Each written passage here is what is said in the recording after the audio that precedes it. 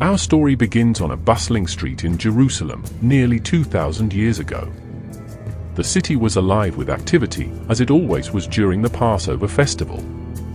Pilgrims from all over the Roman Empire had gathered to celebrate this important Jewish holiday, filling the narrow streets with a cacophony of languages, the aroma of spices, and the excitement of reunion with distant family and friends. Among these pilgrims was a man named Simon, who had traveled all the way from Cyrene, a Greek colony on the North African coast in what is now modern-day Libya.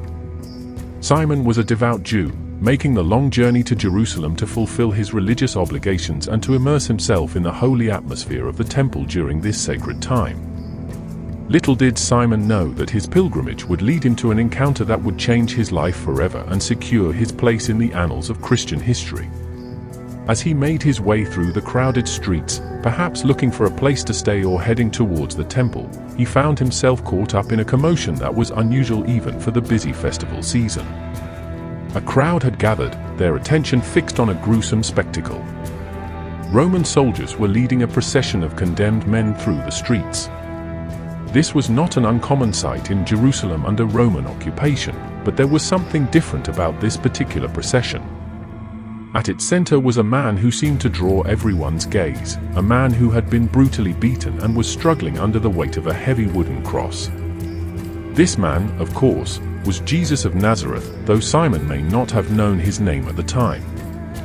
Jesus had been condemned to death by crucifixion, a cruel form of execution reserved for the worst criminals and enemies of the Roman state.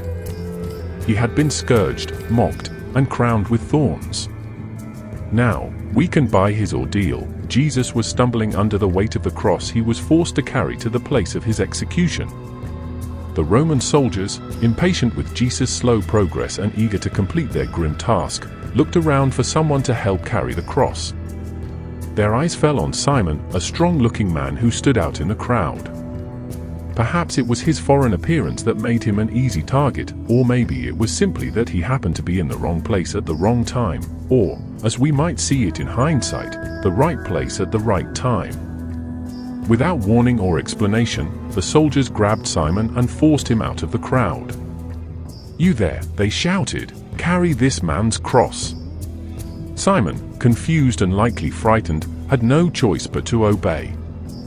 He found himself suddenly thrust into the center of this tragic procession, shouldering the heavy wooden beam that Jesus had been carrying. As Simon took up the cross, he might have felt a mix of emotions: fear of the Roman soldiers, resentment at being forced into this task, curiosity about the man he was now helping, and perhaps even a sense of pity for Jesus' obvious suffering. He couldn't have known at that moment that he was participating in an event that would be remembered and retold for thousands of years to come. The Gospels of Matthew, Mark, and Luke all mention Simon of Cyrene, though they provide few details about him. Mark's account, considered by many scholars to be the earliest, adds an intriguing detail. He refers to Simon as the father of Alexander and Rufus, suggesting that these names would have been familiar to Mark's original audience. This has led some to speculate that Simon and his family later became well-known members of the early Christian community. As Simon carried the cross, he would have been in close proximity to Jesus. Did they exchange words? Did Jesus, in his weakened state, manage to thank Simon for his help? The Gospels don't tell us, but it's not hard to imagine that this close encounter with Jesus left a profound impression on Simon. The path that Simon and Jesus walked is known today as the Via Dolorosa, or the Way of Sorrow. It winds through the old city of Jerusalem, from the Antonia fortress where Jesus was condemned to Golgotha, the place of crucifixion. For Simon, every step of this journey would have been etched into his memory: the weight of the cross, the jeers of the crowd, the grief-stricken faces of Jesus' followers, and the quiet dignity of Jesus himself in the face of such cruelty. When they reached Golgotha, Simon's task was done. The soldiers took the cross from him and prepared to nail Jesus to it. Simon's part in this drama was over, but his life would never be the same. He had been an unwitting participant in one of the most significant events in human history. What happened to Simon after this? The Bible doesn't tell us directly, but there are clues that suggest his encounter with Jesus had a lasting impact. In the book of Acts, we learn that there were men from Cyrene among the early Christian preachers in Antioch. Could Simon have been one of them? And in Paul's letter to the Romans, he sends greetings to a man named Rufus and his mother. Could this be the same Rufus mentioned by Mark as Simon's son? These tantalizing hints have led many to believe that Simon and his family became followers of Jesus after the crucifixion. Perhaps Simon, having witnessed Jesus' suffering firsthand and later hearing of his resurrection, became convinced of the truth of the gospel message. He may have returned to Cyrene as one of the earliest missionaries, spreading the story of what he had seen and experienced in Jerusalem. The story of Simon of Cyrene reminds us that God often works in unexpected ways, using seemingly chance encounters to bring about his purposes. Simon didn't set out that morning to play a role in salvation history. He was just a pilgrim, going about his business, when suddenly he found himself face to face with the Savior of the world. Simon's experience also serves as a powerful metaphor for the Christian life. In a sense, we are all called to take up our cross and follow Jesus. Sometimes, like Simon, we may find ourselves carrying burdens we didn't choose or expect. But in doing so, we draw closer to Christ and participate in his work of redemption. Moreover, Simon's story highlights the global nature of the gospel from its very beginnings. Here was a man from North Africa, pulled into the story of a Jewish teacher in Jerusalem, becoming part of a movement that would spread to every corner of the earth. It's a reminder that the message of Jesus has always been for all people, regardless of their nationality or background. As we reflect on Simon's story, we might wonder how we would have reacted in his place. Would we have resented being forced to carry a stranger's cross? Would we have been curious about Jesus? Would we have been moved by his suffering? And how would that experience have changed us? These are questions we can ask ourselves even today. While we may not be physically carrying Jesus' cross, we are all presented with opportunities to serve others, to show compassion, and to bear witness to our faith. Like Simon, we may find that what seems at first like an unwelcome interruption to our plans turns out to be a life-changing encounter with the divine. The story of Simon of Cyrene also invites us to consider the role of seemingly minor characters in the grand narrative of salvation. The Gospels are full of people who appear briefly but play crucial roles: the innkeeper who had no room, the boy with 5 loaves and 2 fish, Joseph of Arimathea who provided a tomb for Jesus' body. These individuals remind us that everyone has a part to play in God's plan, even if we don't always recognize the significance of our actions in the moment. It's worth noting that Simon's act of carrying the cross was not voluntary. He was compelled by the Roman soldiers to perform this task.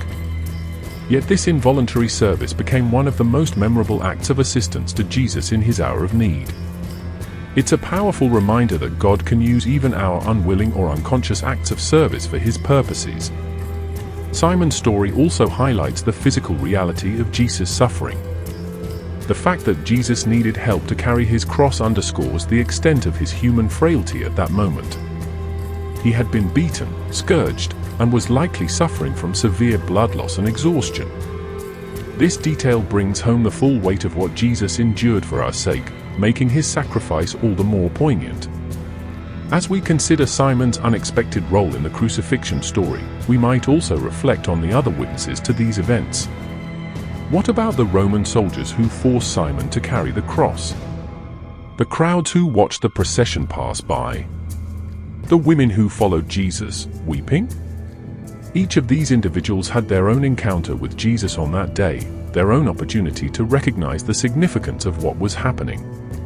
The brief mention of Simon in the Gospels has inspired countless retellings and imaginative expansions of his story over the centuries. In some traditions, Simon is venerated as a saint. His feast day is celebrated on December 1st in the Western Church and on December 28th in the Eastern Church. Various legends and traditions have grown up around him, filling in the gaps left by the biblical account. One such tradition holds that the reason Simon was in Jerusalem for the Passover was that he had come to arrange a marriage for his son. Another suggests that he had come to lodge a complaint with the Roman authorities about high taxes. While these stories are purely speculative, they reflect the human desire to flesh out the details of this intriguing figure's life. In art and literature, Simon of Cyrene has been depicted numerous times over the centuries. He often appears in artistic representations of the Stations of the Cross, particularly the fifth station where he helps Jesus carry the cross. These depictions vary widely, sometimes showing Simon as reluctant and being forced by the soldiers, other times portraying him as willingly coming to Jesus' aid. The story of Simon has also been the subject of numerous literary works. For example, in Henryk Sienkiewicz's novel Quo Vadis, set in Nero's Rome, one of the characters is the son of Simon of Cyrene. This fictional elaboration imagines how Simon's experience might have influenced the next generation of Christians. In more recent times, Simon's story has been explored in films about the life of Jesus. In some of these portrayals, filmmakers have taken creative license to expand on Simon's character and his interaction with Jesus. While these artistic interpretations go beyond what we know from the biblical text, they reflect our ongoing fascination with this man who had such a close encounter with Jesus at the most crucial moment of his earthly life. The physical act of carrying the cross, which Simon performed, has become a powerful spiritual metaphor in Christian tradition. Jesus himself used the image of cross-bearing to describe the commitment required of his followers. In Luke 9 verse 23, he says, "If anyone would come after me, let him deny himself and take up his cross daily and follow me." Simon's literal cross-bearing has thus become a model for the spiritual cross-bearing of all Christians.